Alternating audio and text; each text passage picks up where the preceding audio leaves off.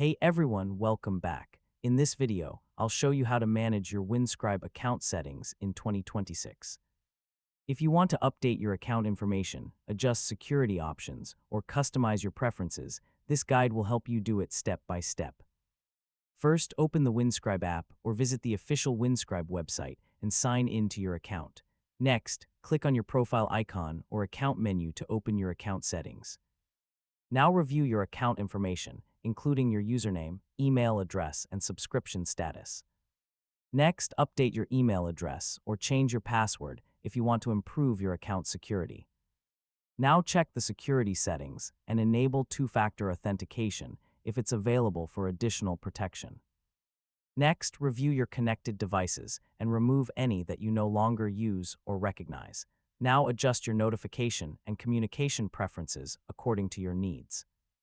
Next, review your subscription details, data usage, and account plan if you want to monitor your VPN service.